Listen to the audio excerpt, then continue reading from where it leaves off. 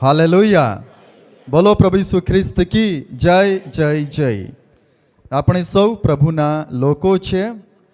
પ્રભુના વચનમાં લખવામાં આવ્યું છે, જે સંતો પૃથ્વી પર છે તેઓમાં મારો આનંદ છે. હાલેલુયા. પ્રભુ આપણા જીવનને જોઈને એ પ્રસન્ન થાય છે ક્યારે? જ્યારે આપણે તેમની સ્તુતિ આરાધના કરતા રહીએ છીએ, તેમને આપણે ધન્યવાદ આપીએ છીએ, તેમને આપણે માન મહિમા અને ગૌરવ આપીએ છીએ, ત્યારે એ પરમેશ્વર આપણને દરેક પરિસ્થિતિઓમાંથી, દરેક સંજોગોમાંથી એ આપણને બચાવી રાખે છે, સંભાળી રાખે છે.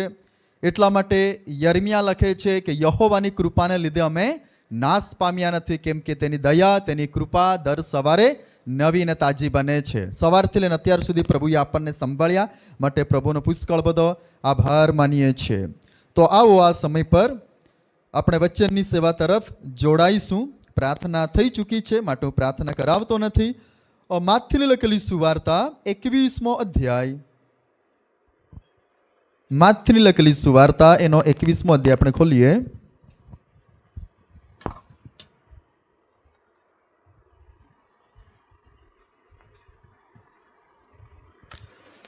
એકવીસમો અધ્યાય અને 18 થી 22મી કલમ સુધી વાંચન કરું છું. માથથી લખેલી સુવાર્તા 21મો અધ્યાય 18 થી 22 કલમ.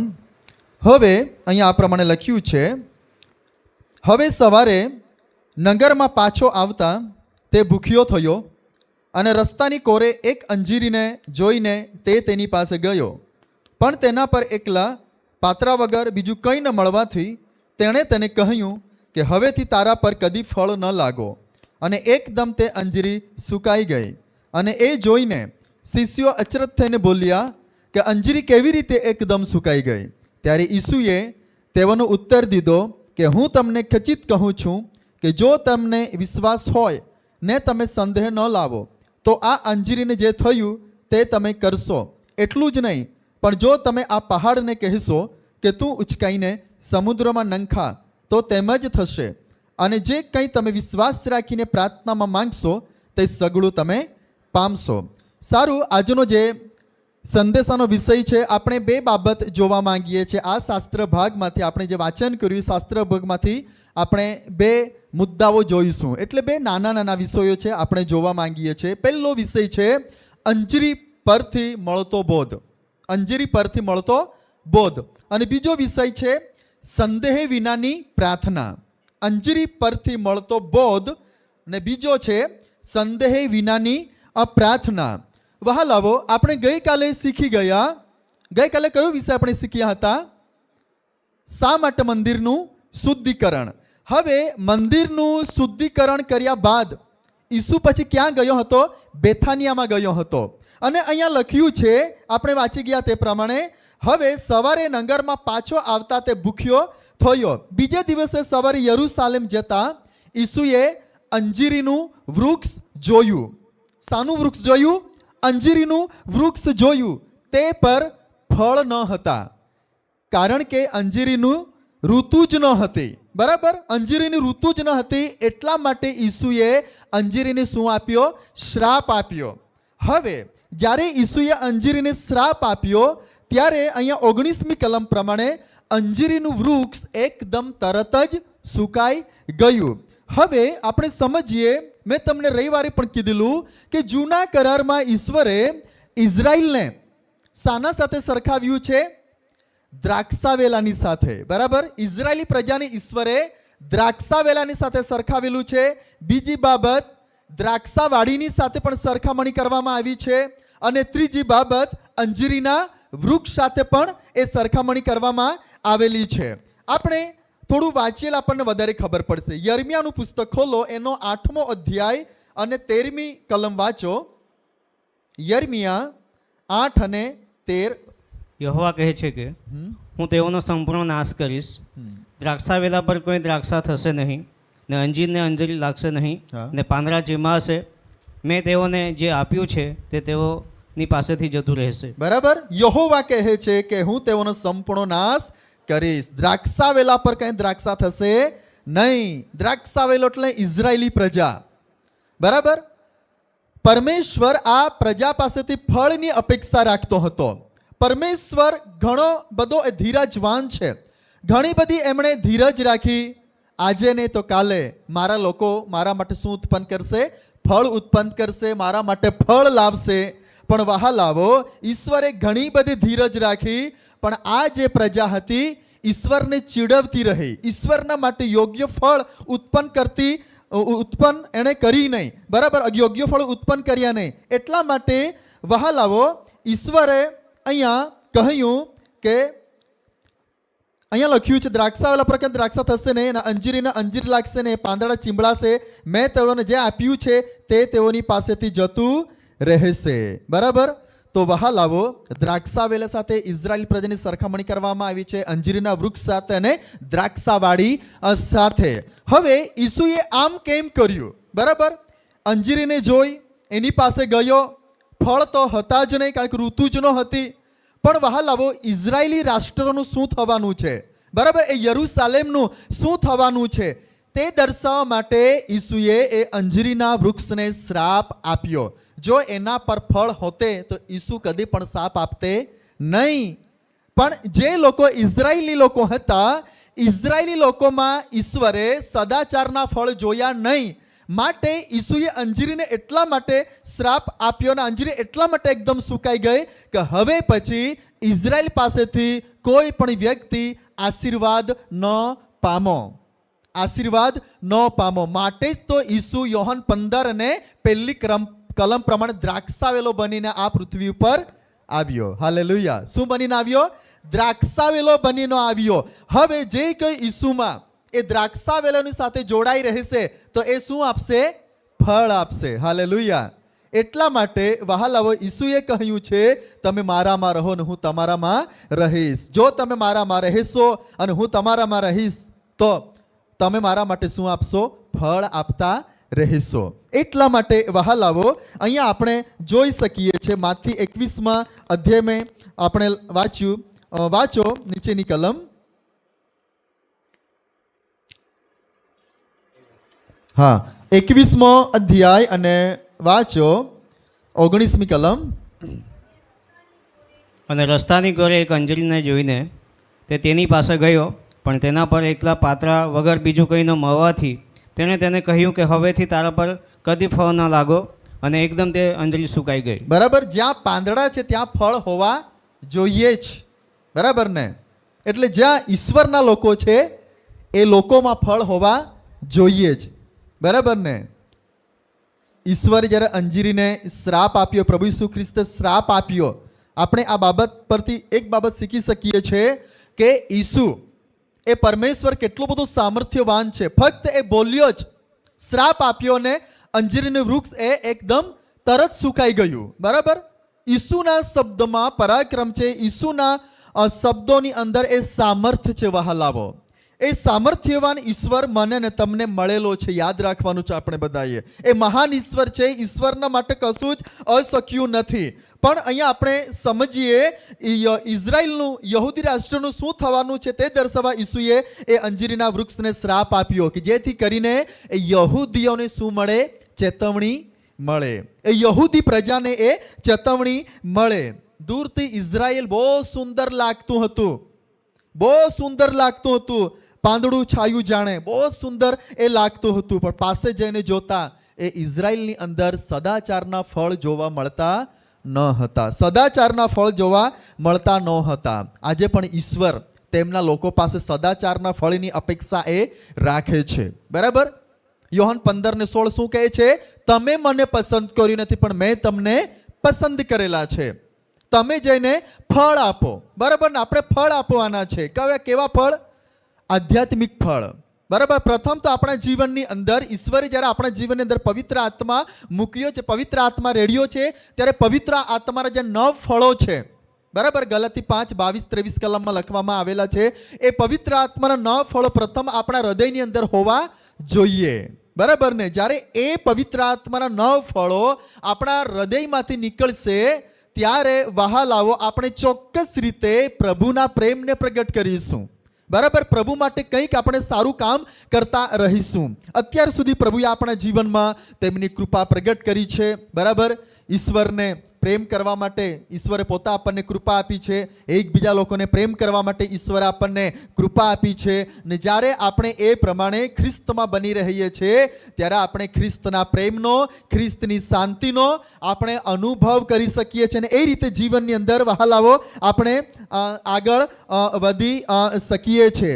એટલા માટે વહાલાઓ પરમેશ્વર આપણી પાસે એ સદાચારના ફળ જોવા એ માંગતો હોય છે, સદાચારના ફળ જોવા એ માંગતો હોય છે. આ ઇઝરાયલે વહાલાઓ દરેક રાષ્ટ્રો માટે એક પ્રકાશરૂપ બનવાનું હતું, બરાબર ને, આશીર્વાદરૂપ બનવાનું હતું. માટે ઈસુ અહીંયા આ અંજીરીના વૃક્ષને એટલા માટે શ્રાપ આપે છે કે હવે પછી કદી પણ ઇઝરાયલ પાસેથી આશીર્વાદ ન પામો. એટલા માટે મેં તમને કીધું તે પ્રમાણે ઈસુ એટલા માટે આ જગત પર આવ્યો કે જે કોઈ ઈસુ પર વિશ્વાસ કરશે, ઈસુમાં બની રહેશે, ઈસુમાં ટકી રહેશે, એ જ વ્યક્તિ વહાલાઓ પરમેશ્વરના માટે યોગ્ય ફળ ઉત્પન્ન કરતા રહેશે. તો વહાલાઓ આજે આપણે ખરેખર પ્રભુનો આભાર માનીએ કે પ્રભુએ આપણને આ જગતમાંથી શું કર્યા છે, પસંદ કર્યા છે અને વીણી લીધા છે કે જેથી કરીને આપણે વહાલાઓ અન્ય લોકોના માટે આશીર્વાદરૂપનું આપણે કારણ બની શકીએ, બરાબર. હવે ઈસુએ અંજીરીને શ્રાપ આપ્યો. રવિવારે મેં તમને કીધું હતું કે 40 વર્ષ બાદ જે યરુશાલેમનો નાશ થયો હતો, રોમન લશ્કર આવીને યરુશાલેમનો નાશ કર્યો હતો. ઈસુ સ્વર્ગમાં જતા રહ્યા પછી 40 વર્ષ બાદ એ રોમન લશ્કરે શું કર્યો હતો, યરુશાલેમનો, યહૂદી રાષ્ટ્રોનો એ નાશ કર્યો હતો, બરાબર. એટલા માટે અંજીરનું વૃક્ષ જે સુકાઈ ગયું એ શું દર્શાવતું હતું કે સમય જતા એ યરુશાલેમનું શું કરવામાં આવશે, નાશ કરવામાં આવશે. પ્રભુએ બહુ ધીરજ રાખી હતી, પ્રભુએ બહુ ધીરજ રાખી હતી. મારા લોકો છે, મારા માટે કંઈક સારું કામ કરશે, મારા લોકો છે, મારા માટે યોગ્ય ફળ ઉત્પન્ન કરતા રહેશે. પણ વહાલાઓ સમય આવે છે ત્યારે ઈશ્વરનો કોપ સળગે છે અને વહાલાઓ એ યરુશાલેમના તમામ નાનાથી મોટા સુધી બધાનો શું થાય છે, સંપૂર્ણ નાશ થાય છે. માટે ઈસુએ શિષ્યોને આ બતાવવા માટે અને ચેતવણી આપવા માટે આ અંજીરીને ઈસુએ શું આપ્યો હતો, શ્રાપ આપ્યો હતો, શ્રાપ આપ્યો હતો. આપણે એક વચન વાંચીશું. હા, ફિલિપીનો પત્ર ખોલો. ફિલિપીનો પત્ર એનો પહેલો જ અધ્યાય અને 10 અને 11 કલમ વાંચો. જેથી જે શ્રેષ્ઠ છે તે તમે પારખી લો અને એમ તમે ખ્રિસ્તના દહાડા સુધી નિષ્કલંક તથા નિર્દોષ થાઓ અને દેવની સ્તુતિ તથા મહિમા વધવા માટે ઈસુ ખ્રિસ્ત દ્વારા ન્યાયપણાના ફળોથી તમે ભરપૂર થાઓ, બરાબર. દેવની સ્તુતિ તથા મહિમા વધવા માટે, બરાબર, ઈસુ ખ્રિસ્ત દ્વારા ન્યાયપણાના ફળોથી તમે ભરપૂર થાવો, બરાબર ને. સદાચારના ફળ, ન્યાયપણાના ફળ મારે અને તમારે આ દિવસોમાં ઉત્પન્ન કરતા રહેવાની બહુ જરૂર છે વહાલાવો, બરાબર. આજે જેમ જેમ પ્રભુ ઈસુ ખ્રિસ્તનું આગમન નજદીક આવતું જાય છે વહાલાવો, તેમ તેમ વહાલાવો આજે શેતાન પણ બહુ ચાલાક છે કે ઈશ્વરના લોકોને કઈ રીતે નીચા પાડવા, ઈશ્વરના લોકોને કઈ રીતે ઈશ્વરથી દૂર કરવા, એ બધી જાત જાતની કુયુક્તિઓ આજે એ શેતાનની પાસે છે, બરાબર. એ જે કોઈ મળે તેને ગળી જવાનો એ શોધતો ફરે છે, બરાબર. શેતાન શું ઈચ્છે છે કે ઈશ્વરના લોકો એ ખરાબ ફળો ઉત્પન્ન કરતા રહે, મારા કહેવા પ્રમાણે ચાલે. પણ વહાલાવો પરમેશ્વરે આપણને જગતમાંથી એટલા માટે અલગ કરી દીધા છે કે આપણે જગતના ફળો નહીં, જગતના કામો નહીં, પણ ઈશ્વરમાં રહીને ન્યાયપણાના ફળો અને સદાચારના ફળો આપણે ઉત્પન્ન કરતા રહીએ. હાલેલુયા. સદાચારના ફળો આપણે ઉત્પન્ન કરતા રહીએ. આજે ઘણા બધા લોકો પોતાને ખ્રિસ્તીઓ કહેવડાવે છે, પણ વહાલાવો ઘણા બધા લોકો ખ્રિસ્તના માર્ગમાં ચાલી શકતા નથી. ઘણા બધા લોકોને ખ્રિસ્તમાં ચાલવા માટે બહુ અઘરું લાગતું હોય છે કે હું ખ્રિસ્તમાં ચાલીશ તો ખ્રિસ્તના વચનો પાળવા પડશે, બરાબર. જગતની બાબતો મને કરવા ન મળશે.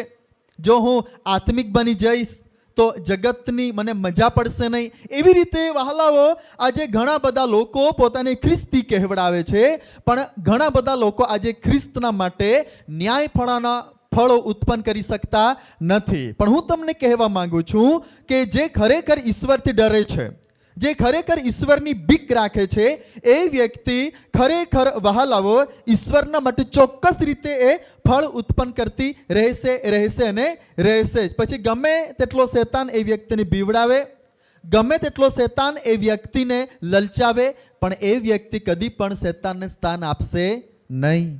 કારણ કે એના હૃદયમાં ઈશ્વરનો ડર છે, એના હૃદયમાં ઈશ્વરની બીક છે. એટલા માટે એ વ્યક્તિ કદી પણ શેતાનને સ્થાન આપી શકે નહીં. અને પ્રભુની વ્યક્તિ એ પશ્ચાતાપ કર્યા વગર રહી શકતી નથી. એટલા માટે વહાલાવો આપણું જે ખ્રિસ્તી જીવન છે એ હંમેશા પ્રભુમાં જ્યારે આપણે બનાવી રાખીશું ત્યારે ચોક્કસ રીતે આવનાર દિવસોની અંદર પણ આપણે પ્રભુના વચન પ્રમાણે આપણે ટકી રહેવાના છે. એટલા માટે વહાલાવો જે વ્યક્તિ ફળ આપે છે તે આશીર્વાદિત છે, પણ જે વ્યક્તિ ફળ નથી આપતી તે મૃત વ્યક્તિ છે. ભલે ખ્રિસ્તી હોય પણ એ વ્યક્તિ કેવી કહેવાય? મૃત વ્યક્તિ કહેવાય. ખ્રિસ્તી વ્યક્તિ છે, વિશ્વાસી વ્યક્તિ છે તો ફળ ઉત્પન્ન થવા જ જોઈએ, ફળ ઉત્પન્ન થવા જ જોઈએ. આપણે માથની લખેલી સુવાર્તામાં આવીએ. હા, 20મી કલમ વાંચો. અને એ જોઈને શિષ્યો અચરજ થઈને બોલ્યા કે અંતરી કેવી રીતે એકદમ સુકાઈ ગઈ. આગળ. ત્યારે ઈસુએ તેઓને ઉત્તર દીધો કે હું તમને ખચિત કહું છું, જો તમને વિશ્વાસ હોય અને તમે સંદેહ ન લાવો તો આ અંજળીને જે થયું તે તમે કરશો એટલું જ નહીં, પણ જો તમે આ પહાડને કહેશો કે તું ઉચકાઈને સમુદ્રમાં નંકા તો તેમ જ થશે. બરાબર. શિષ્યો અચરજ થઈને બોલ્યા અંજરી કેવી રીતે એકદમ સુકાઈ ગઈ. બરાબર. શિષ્યોને બહુ નવાઈ લાગી, શિષ્યો આશ્ચર્ય થઈ ગયા કે આ કેવી રીતે થયું. ઈસુના શબ્દમાં સામર્થ્ય હતું, એ પોતે દેવ હતો વહાલાવો, સૃષ્ટિકર્તા એ પરમેશ્વર હતો. બરાબર. ઈસુ આ રીતે આ બધી ઘટના બાબત શિષ્યોને આગળ પ્રગટ કરતો હતો કે જેથી કરીને એ શિષ્યો યહૂદી લોકોને ચેતવે, બીજા લોકોને ચેતવે કે આવનાર દિવસોમાં શું થવાનું છે, આવનાર દિવસોમાં કઈ ઘટનાઓ બનવાની છે. શિષ્યોને ઈસુ આ બતાવતો રહ્યો. બરાબર. આજે મને અને તમને, બરાબર, આજે પ્રભુના પ્રબોધકો છે, પ્રભુના સેવકો છે, પ્રભુના પસંદ કરેલા પાત્રો છે, આજે મને અને તમને પણ તેઓ શું આપે છે? ચેતવણીઓ આપે છે કે આપણે પણ પ્રભુના વચન પ્રમાણે વર્તવું જોઈએ, આપણે પણ પ્રભુના વચન પ્રમાણે જીવવું જોઈએ, ચાલવું જોઈએ. જો આપણે ચેતવણી ધ્યાનમાં રાખી લઈએ છીએ તો વહાલાવો આપણું આધ્યાત્મિક જીવન નાશ પામતું નથી. હાલેલુયા. પણ આપણું આધ્યાત્મિક જીવન વધારે આશીર્વાદિત બનતું જાય છે. માટે ચેતવણી દરેકના માટે બહુ જરૂરની છે. પછી પાસ્ટર હોય, પછી કોઈ પણ વ્યક્તિ હોય, બરાબર, ચેતવણી દરેકના માટે બહુ જરૂરની છે. બરાબર. જૂના કરારનું પુસ્તક તમે વાંચો ઉત્પત્તિથી પ્રકટીકરણ સુધી, બરાબર, ઈશ્વરે પ્રબોધકો મારફતે ઇઝરાયલ પ્રજાને ઘણી બધી ચેતવણીઓ આપી. આ પ્રજાને ઘણી બધી ચેતવણીઓ આપવામાં આવી હતી, પણ પ્રજા સુધરી નહીં. ઈશ્વર ધીરજ રાખતો હતો, ઈશ્વર ધીરજ રાખતો હતો. આજે ને કાલે સુધરશે, આજે ને કાલે સુધરશે. બરાબર. આપણું નાનું બાળક હોય, બરાબર, કંઈક ભૂલ કરતું હોય, બરાબર, ને આપણું બાળક કહેલું માનતું ન હોય તો આપણે પણ થોડી ધીરજ રાખતા હોઈએ કે ચાલ મારું બાળક આજે મસ્તી કરે છે, કાલે તો સુધરી જશે. બરાબર. ને આપણું બાળક કદાચ ન સુધરે તો આપણને મા બાપ તરીકે એક દુઃખ થાય છે કે મારું બાળક કેમ નથી સુધરતું. બરાબર. સમય પર આપણે એમને સોટી મારીએ છીએ, શિક્ષા પણ કરીએ છીએ. બરાબર. એ જ રીતે ઈશ્વરે આ પ્રજાને સોટી પણ મારી, એટલે કે દુઃખ આવવા દીધું. બંદીવાસમાં પણ પ્રજા એ ગઈ. બરાબર. એવી રીતે દુઃખો પણ આવવા દીધા. રાજાઓ એવો ઉત્પન્ન થયા કે એ રાજાઓ એ પ્રજા પર જુલમ ગુજરતા હતા. એ દુઃખની પરિસ્થિતિમાંથી પ્રજાને ઈશ્વર લઈ ગયો. પણ સમય આવ્યો તો પણ એ પ્રજા સદાચારના ફળ ઈશ્વર માટે ઉત્પન્ન કરી શકે નહીં. માટે જ ઈસુને આ જગત પર આવવું પડ્યું, દ્રાક્ષાવેલો બનીને. બરાબર. આપણા પાપનું આપણને માફી મળે, આપણા જીવનનું તારણ થાય, એ માટે ઈસુ આ ધરતી પર આવે છે દ્રાક્ષાવેલો બનીને. ઈસુ દ્રાક્ષાવેલો છે, આપણે ડાળીઓ છે. ડાળીઓ બનીને જો આપણે જોડાઈ રહીશું ને તો ચોક્કસ રીતે પ્રભુમાં આપણે વૃદ્ધિ પામતા જઈશું. બીજો વિષય આપણે થોડો સમય જોવા માંગીએ છીએ, સંદેહ વિનાની પ્રાર્થના. બરાબર. સંદેહ વિનાની પ્રાર્થના. હવે આપણે તો બધા જ પ્રભુ ઈસુ ખ્રિસ્તના લોકો છે, દેવ બાપના લોકો છે. ખ્રિસ્તી જીવનમાં આપણે યાદ રાખવાનું છે, વિશ્વાસ તો આપણે કરીએ છીએ, પણ એની સાથે પ્રાર્થના પણ બહુ જરૂરની છે. બરાબર, પ્રાર્થના એક આત્મિક હથિયાર છે. બરાબર, પ્રાર્થના છે તો પ્રાર્થના સાથે ધીરજ જોડાયેલી હોવી જોઈએ. આજે ઘણા બધા લોકો પ્રાર્થના તો કરે જ છે, પણ તાત્કાલિક જવાબ ન મળવાના કારણે તેઓને ધીરજ ખૂટી જાય છે. બરાબર, વિશ્વાસ છે આપણી પાસે, તો વિશ્વાસની સાથે પ્રાર્થના બહુ જરૂરની છે. વિશ્વાસની સાથે પ્રાર્થનાની જરૂર છે અને પ્રાર્થનાની સાથે ધીરજની પણ બહુ જરૂર છે. અહીંયા આપણે જે વચન વાંચ્યું તો અહીંયા 21મી કલમ શું કહે છે? ત્યારે ઈસુએ તેઓનો ઉત્તર દીધો કે હું તમને ખચિત કહું છું, જો તમને વિશ્વાસ હોય ને તમે સંદેહ ન લાવો તો આ અંજીરીને જે થયું તે તમે કરશો. એટલું જ નહીં, પણ જો તમે આ પહાડને કહેશો કે તું ઉચકાની સમુદ્રમાં નંખા તો તેમ જ થશે. તમે એક દાદીમાની વાત તમે સાંભળી હશે. બરાબર, દાદીમા એક ઘરમાં એ રહેતી હતી અને બાજુમાં એક નાનો ડુંગર જેવો હતો. બરાબર, આ વાત તમે ઘણા બધા લોકોએ સાંભળી હશે. દાદીમાને આ વચન ખબર હતું. બરાબર, શું ખબર હતું? અહીંયા લખ્યું છે જો તમને વિશ્વાસ હોય ને તમે સંદેહ ન લાવો તો આ અંજીરને જે થયું તે તમે કરશો. એટલું જ નહીં, પણ જો તમે આ પહાડને કહેશો કે તું ઉચકીને સમુદ્રમાં નંખા તો તેમ જ થશે. હવે દાદીમાં એ ઘરમાં રહેતી હતી અને હંમેશા પ્રાર્થનાવાદી હતી, અને જે એની ઘરની બાજુમાં નાનો ટેકરો હતો, એની દાદીમાની શું પ્રાર્થના હતી કે આ ટેકરો કોઈ પણ રીતે હટવો જોઈએ, માટે રોજે જ પ્રાર્થના કરતી, રોજે જ પ્રાર્થના કર્યા કરતી. પ્રાર્થના કરીને બારીમાંથી જોતી, ડુંગર તો છે જ હજુ તો, મેં પ્રાર્થના કરી છે, કસી જવો જોઈએ, મને અડચણરૂપ છે થોડો, મારી સામે આવે છે. બરાબર, એ રીતે દાદીમાં એ ડુંગરના માટે પ્રાર્થના કર્યા કરતી હતી. પ્રાર્થના ચાલુ રાખી, પણ દરરોજ જ્યારે પ્રાર્થના કરતા રહે બારીમાંથી ડોકિયા કરે સવારે ઉઠીને પાછી. પહાડ તો છે, ત્યાં પર્વત તો છે જ હજુ, પણ પ્રાર્થના ચાલુ રાખી. લગભગ નેર ખાતાનો એક મોટો પ્રોજેક્ટ આવ્યો. બરાબર, ત્યાંથી નેર જવાની હતી. પછી એ જે ટેકરો હતો એને હટવું જ પડ્યું. બરાબર, નેર ત્યાંથી જ જવાની હતી ને જે ટેકરો હતો નાનો પર્વત એ ખસાવી દેવામાં આવ્યો. એટલે દાદીમાની પ્રાર્થના સફળ થઈ ગઈ. હાલેલુયા. જો આપણે પણ રાઈના દાણા સરખો વિશ્વાસ રાખીને જો આપણે પ્રાર્થના કરતા રહીશું ને તો સમય પર ચોક્કસ પ્રભુ આપણને જવાબ આપશે અને આપશે જ. અહીંયા પ્રભુ ઈસુ ખ્રિસ્તના બોલેલા શબ્દો છે. શું કહે છે? ત્યારે ઈસુએ તેઓનો ઉત્તર દીધો કે હું તમને ખચિત કહું છું, જો તમને વિશ્વાસ હોય ને તમે સંદેહ ન લાવો તો આ અંજીરને જે થયું તે તમે કરશો. એટલું જ નહીં, પણ જો તમે આ પહાડને કહેશો કે તું ઉચકાઈને સમુદ્રમાં નંખા તો તેમ જ થશે. બરાબર, તેમ જ થશે. પછી લખ્યું છે અને જે કે તમે વિશ્વાસ રાખીને પ્રાર્થનામાં માંગશો તે સગળું તમે પામશો.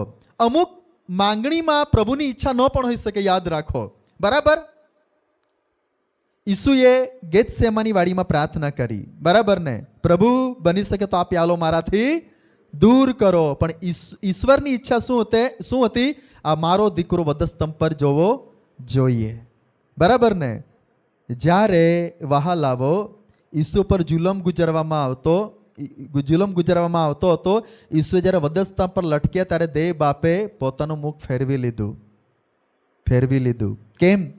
ઈસુ ખ્રિસ્ત દ્વારા આપણે બચી જઈએ. બરાબર ને, ઈસુ ચાહતે તો વહાલાવો દેવ બાપ દૂતોની ફોજ ત્યાં મોકલી શકતે ને. બરાબર, પણ દેવ બાપની શું ઈચ્છા હતી કે મારો દીકરો વધસ્તંભ પર જોવો જોઈએ, તો જ યહોવાનો હેતુ એ સંપૂર્ણ થાય, આ પૃથ્વી પર પૂર્ણ થાય. બરાબર, તો અહીંયા શું લખ્યું છે? અને જે કે તમે વિશ્વાસ રાખીને પ્રાર્થનામાં માંગશો તે સગળું તમે પામશો. યાકૂબનો પત્ર આપણે ખોલીએ, ત્યાં શું વચન કહે છે? 6ઠી કલમ, 1લો અધ્યાય 6ઠી કલમ ને 7મું વચન, 6 ને 7.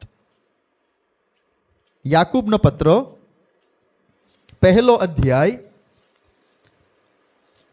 6 કલમ અને 7મી કલમ.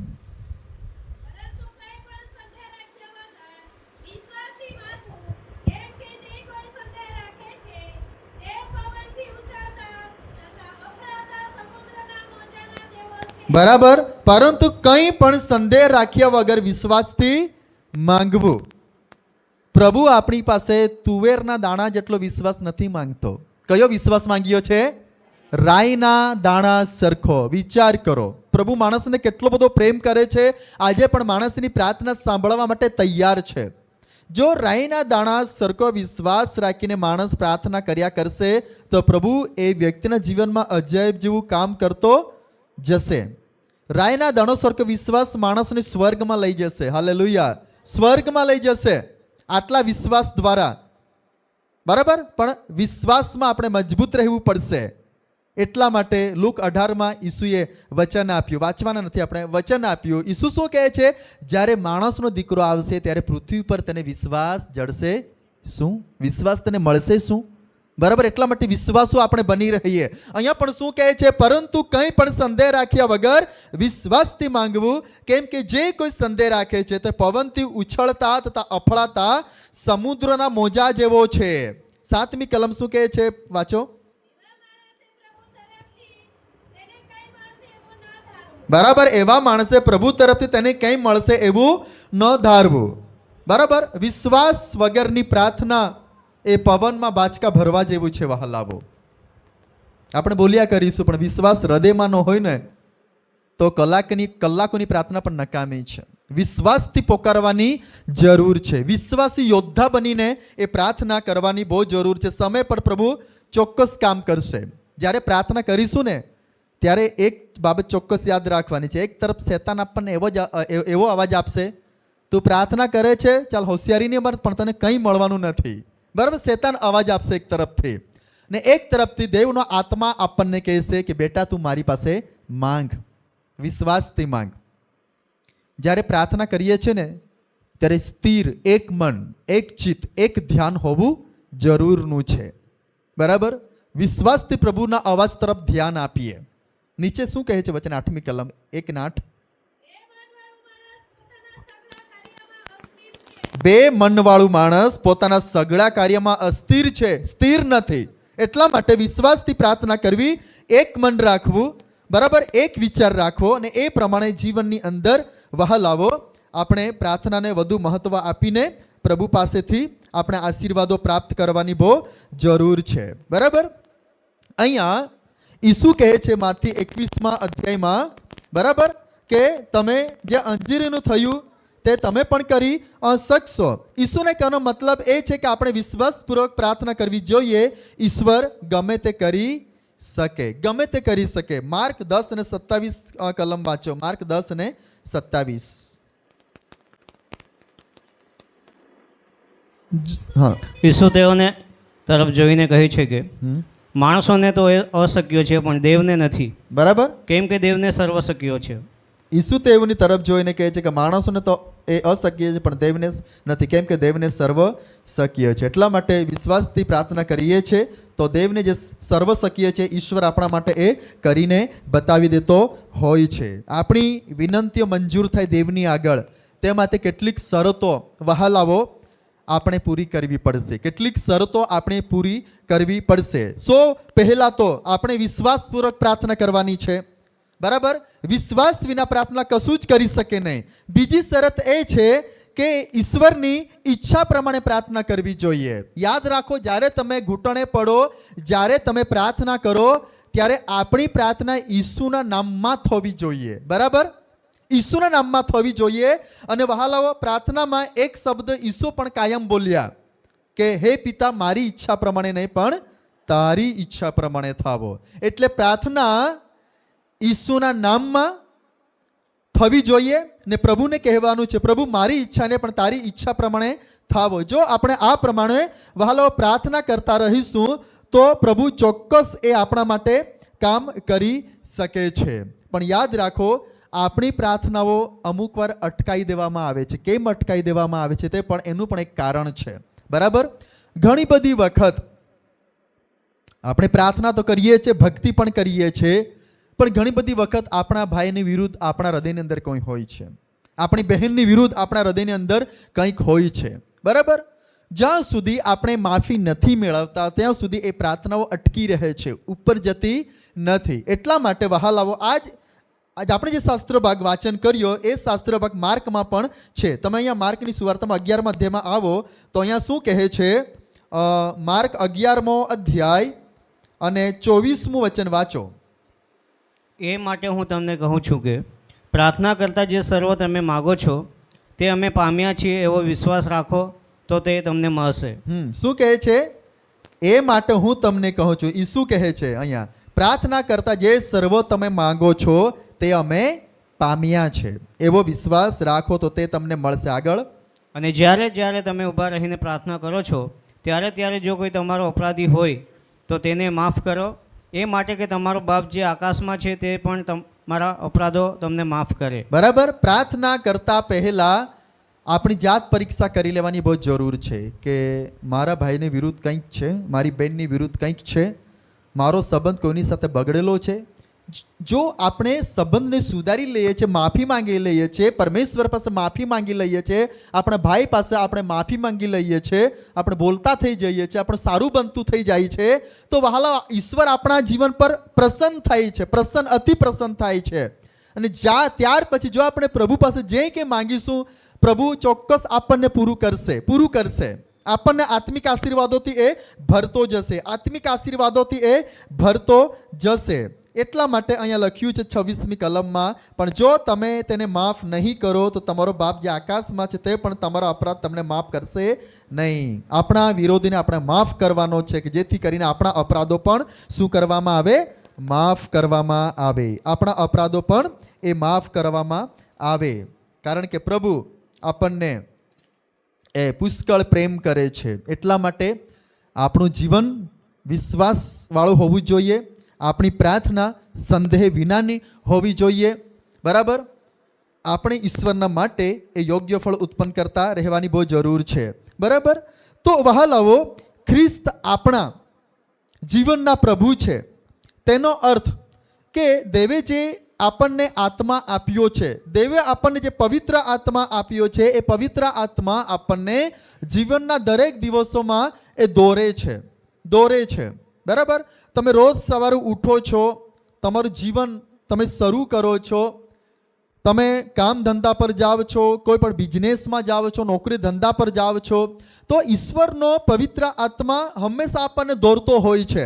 આપણે ઘરમાં પણ એ આપણે જીવનમાં જે ઈશ્વરે પવિત્રતા મૂકી છે, દેવે જે આપણને આત્મા આપ્યો છે, એ આત્મા વડે આપણે પવિત્રતા જાળવી રાખીએ. બહાર જઈએ ત્યાં પણ વહાલાઓ આપણી અંદર જે પવિત્રતા છે એ પવિત્રતાને આપણે જાળવી રાખવાની છે.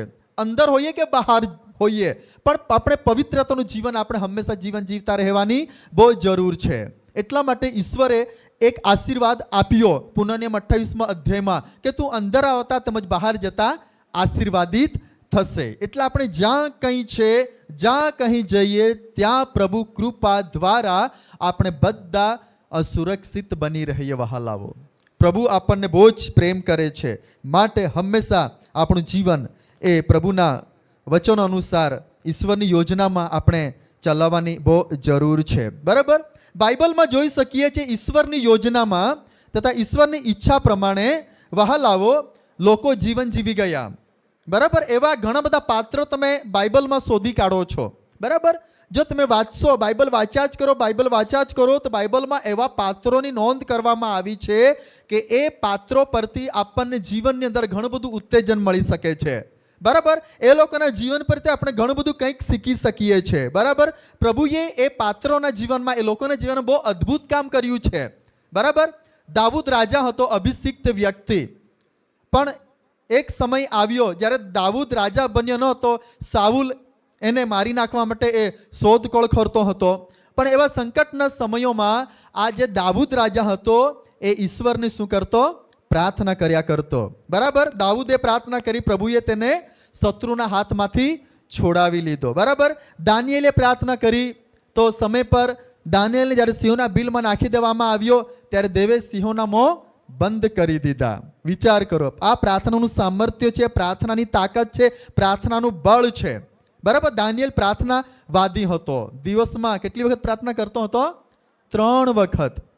એવું નહીં ચા આવી ગઈ એટલે પ્રાર્થના કરી, જમવાનું આવી ગયું એટલે પ્રાર્થના કરી, બરાબર, કે નાસ્તો આવી ગયો એટલે પ્રાર્થના કરી, એવું નહીં.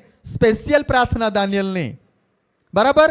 એના ઘરની જે બારી હતી યરૂશાલેમ તરફ હંમેશા ઉગાડી રહેતી હતી. કેટલી સરસ એ પ્રાર્થના કરતો હશે. જ્યારે સમાચાર આવ્યા દાનિયેલની પાસે કે સિંહોના બિલમાં નાખવામાં આવશે, એવા સમાચાર આવ્યા અને ફરમાન ઉપર સહી કરી દેવામાં આવી.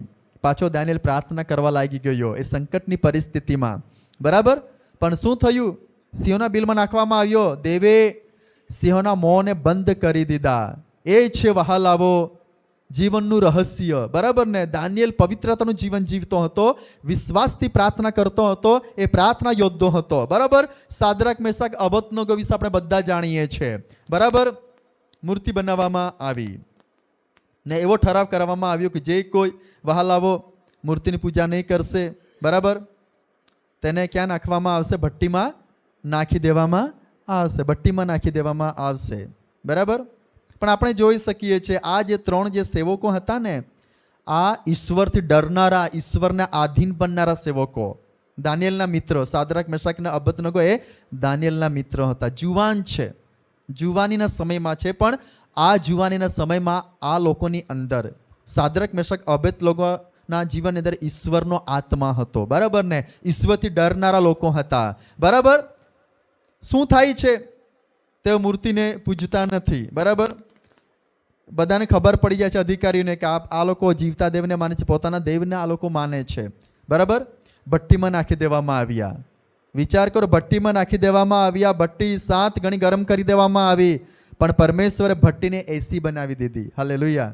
પ્રભુ કેટલો મહાન છે. પ્રાર્થનાનું બળ, પ્રાર્થનાની તાકાત. બરાબર, વિચાર કરો, સંકટની પરિસ્થિતિમાં આ લોકોની સાથે ઈશ્વર પુત્ર છે. ત્યાં શું લખ્યું છે? ચોથાનું સ્વરૂપ તો ઈશ્વર પુત્રના જેવું હતું. આ શું છે? ઈસુને દર્શાવે છે. બરાબર ને? ઈસુ ત્યાં ઉતરી આવ્યો. ઇમાનુએલનો અર્થ શું થાય છે? દેવ આપણી સાથે છે. બરાબર, જ્યારે સંદેહ વિનાનું જીવન જીવીશું, સંદેહ વિનાની પ્રાર્થના આપણે કર્યા કરીશું, તો પ્રભુ આ રીતે આપણા જીવનમાં ચમત્કાર કરશે. બરાબર, યાબેસ વિશે જોઈ શકીએ છીએ. યાબેસ વિશે થોડું જ લખવામાં આવ્યું છે. બરાબર, યાબેસ વિશે થોડું લખ્યું છે. પહેલું કાળનું 4 અને 10 અંદર. બરાબર, યાબેસે ઇઝરાયલના દેવની વિનંતી કરી. 4 બાબત એણે માંગણી કરી. ઈશ્વરે બધી માંગણી એની પૂરી કરી દીધી. બરાબર ને? એનો જે જીવનનો જે કંઈ એનું રહસ્ય હતું, એ યાબેસના જીવનનું રહસ્ય. બરાબર, એ ઈશ્વરનો ડર રાખનાર વ્યક્તિ. વિચાર કરો, એ પ્રાર્થનાવાદી વ્યક્તિ હતો. બરાબર ને? ઈશ્વરને પોકારનાર વ્યક્તિ હતો. બરાબર, તો ઈશ્વરે યાબેસની પ્રાર્થના સાંભળી અને યાબેસે ઈશ્વર પાસે જે કે માંગ્યું હતું તે એને મળી જાય છે. વિશ્વાસી યોદ્ધા બનીએ, વિશ્વાસી પ્રાર્થના યોદ્ધા બનવાની બહુ જરૂર છે. જો તમે હિબ્રી 11મો અધ્યાય વાંચો, તમને ખબર છે. હિબ્રુ 11મો અધ્યાય વિશ્વાસી યોદ્ધાનું લિસ્ટ લખવામાં આવ્યું છે. જો તમને સમય મળે તમે ઘરે જઈને વાંચશો 11મો અધ્યાય. જો તમે વાંચશો ને, તમને બહુ હિંમત મળશે એ આખા અધ્યાયમાંથી, કે પ્રભુના સેવકે શું સહન કર્યું, કેવા દુઃખો તેઓ સહન કરે, કેવી રીતે તેઓ ટકી રહ્યા, તેઓ કેવી રીતે રાજ્યો જીત્યા, કેવી રીતે તેઓ વિશ્વાસથી વહાલાવો વિજય પ્રાપ્ત કર્યો. એ બધું આપણે વહાલાવો એ પ્રભુના વચનો દ્વારા શીખી શકીએ છીએ. છેલ્લું બાબત હું તમને કહેવા માંગુ છું. 2 વચનો વાંચીશું. માર્ક 11 અને 24 વાંચી લો. હા, આપણે વાંચી ગયા. બરાબર ને? ફરી વાંચો, માર્ક 11 અને 24. એ માટે હું તમને કહું છું કે પ્રાર્થના કરતા જે સર્વો તમે માગો છો તે અમે પામ્યા છીએ એવો વિશ્વાસ રાખો તો તે તમને મળશે. બરાબર, પ્રાર્થના કરતા જે સર્વો તમે માંગો છો તે અમે પામ્યા છે એવો વિશ્વાસ રાખો તો તે તમને મળશે. પ્રભુએ ખાતરી આપી છે વહાલાઓ. પ્રભુ જે બોલે તે કરીને રહે છે. યાદ રાખો, પ્રભુ એ વાયદાનો પરમેશ્વર છે. આપણે સમજવાની બહુ જરૂર છે. પણ મેં તમને કીધું કે આપણા હૃદયની અંદર જો કદાચ ભૂંડાઈ હોય ને, તો પ્રભુ કદાચ આપણું ન સાંભળે. દાઉદ પણ શું કહે છે? ગીતશાસ્ત્રો 66 અને 18મી કલમમાં, જો હું ભૂંડાઈ કરવાનો ઈરાદો રાખું તો પ્રભુ મારું સાંભળે જ નહીં. બરાબર ને? ભૂંડાઈ કરવાનો ઈરાદો કદી પણ આપણા હૃદયની અંદર, આપણા જીવનની અંદર આપણે રાખીએ નહીં. ભલે હું સેવક છું, પાસ્ટર છું, પણ મારે પણ ભૂંડાઈ કરવાનો ઈરાદો રાખવાનો નથી. પુલપિટની સેવા છે, શુદ્ધ ભાવે, શુદ્ધ હૃદયથી મારે કરવાની જરૂર છે. જો હું ભૂંડાઈ કરવાનો ઈરાદો રાખું, ભૂંડાઈથી સેવા કરું, તો પ્રભુ મારી પાસે હિસાબ લેશે, પ્રભુ મને શિક્ષા કરે. બરાબર ને? પણ જો આપણે દરેક જણ જાત પરીક્ષા કરીને જીવનની અંદર આપણે વૃદ્ધિ પામીશું, તો પ્રભુ આપણા માટે અજાયબ જેવું કામ કરશે. અજાયબ જેવું કામ કરશે આપણા માટે પ્રભુ. એટલા માટે આપણે બે બાબત શીખ્યા. અંજીરી પરથી મળતો બોધ. તો અંજીરી એ શું દર્શાવતું હતું? ઇઝરાયલને દર્શાવતું હતું. બરાબર ને? અંજીરીને એટલા માટે ઈસુએ શ્રાપ આપ્યો, અંજીર એટલા માટે સુકાઈ ગઈ કે હવે પછી ઇઝરાયલ પાસેથી કોઈ પણ વ્યક્તિ આશીર્વાદ ન પામો. એટલા માટે ઈસુ દ્રાક્ષાવેલો બનીને આવે છે. બરાબર? સમય પર. બરાબર? પછી આપણે શીખ્યા સંદેહ વિનાની પ્રાર્થના. તો આપણી પ્રાર્થનામાં સંદેહ શંકા હોવી જોઈએ નહીં. વિશ્વાસથી પ્રભુ પાસે આવીએ, વિશ્વાસથી પ્રભુ પાસે આપણે માંગણી કરીએ જેથી કરીને આપણને પ્રભુ પાસેથી આશીર્વાદો પ્રાપ્ત થતા રહે. તો આ બે બાબત આપણે ટૂંકમાં જોઈ ગયા છે. આપણે ખાસ યાદ રાખીએ ને જે કંઈ શીખ્યા છે એ પ્રમાણે આપણે પ્રભુમાં બની રહેવાની બહુ જરૂર છે.